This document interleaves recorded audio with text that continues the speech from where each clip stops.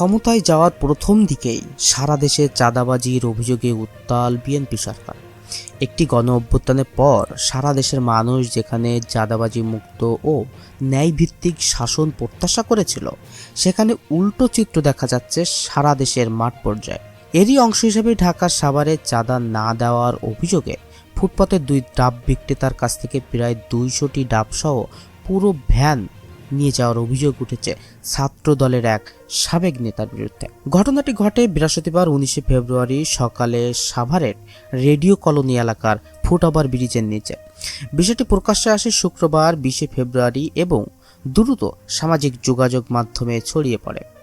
ভুক্তভোগী ডাব বিক্রেতা নূর আলম অভিযোগ করেন, সকাল 11:30টার দিকে ঢাকা জেলা উত্তর ছাত্রদলের সাবেক যুগ্ম আহ্বায়ক আরমান হোসেন বাবুর নেতৃত্বে 8 থেকে 10 জন একটি দল তার কাছে চাঁদা দাবি করে।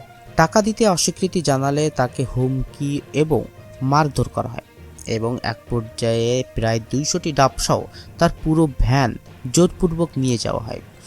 আরেক ডাব বিক্রেতা সজিবুল ইসলাম রনি জানান, একইভাবে তার কাছ থেকেও চাঁদার দাবি করা হয় এবং টাকা দিতে অস্বীকৃতি জানালে তার মালামালও নিয়ে যাওয়া হয়।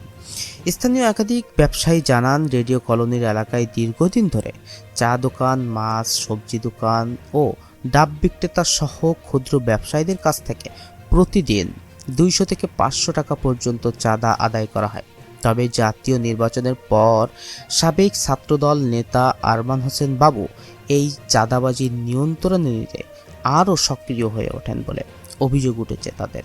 ব্যবসায়ীরা আরও জানান, একটি গণ অভ্যুত্থানের পর জনগণ একটি চাঁদাবাজি মুক্ত সুশাসন ভিত্তিক সরকার প্রত্যাশা করেছিল, কিন্তু ক্ষমতায় যাওয়ার পরপরই দেশের বিভিন্ন এলাকায় চাঁদাবাজির অভিযোগে নতুন করে সামনে আসায় জনগণের মধ্যে হতাশা ও ক্ষোভ তৈরি হয়েছে। অনেকেই মনে করছেন এ ধরনের কর্মকাণ্ড পতিত ফ্যাসিস্ট সংস্কৃতির ধারাবাহিকতা। স্থানীয়দের অভিযোগ, আরমান হোসেন বাবু নিজেকে বিএনপি নেতা ও সাভার সংসদ সদস্য ডক্টর দেওয়ান মোহাম্মদ সালাউদ্দিন বাবুর ঘনিষ্ঠ পরিচয় দিয়ে এলাকায় প্রভাব বিস্তার করেছেন। তার বিরুদ্ধে চাঁদাবাজির পাশাপাশি মাদক ব্যবসায় জড়িত থাকারও অভিযোগ রয়েছে। এ বিষয়ে অভিযুক্ত আরমান হোসেন বাবুর বক্তব্য জানতে চাইলে সাংবাদিক পরিচয় পেয়ে তিনি কোনো ধরনের মন্তব্য করতে রাজি হননি। পরে তার মোবাইল ফোন বন্ধ পাওয়া যায়। সাভার মডেল থানা ভারপ্রাপ্ত কর্মকর্তা আরমান আলী জানান, এ ঘটনায় এখনও কোনো লিখিত অভিযোগ জমা পড়েনি। অভিযোগ পেলে প্রয়োজনীয় আইনগত ব্যবস্থা গ্রহণ করা হবে।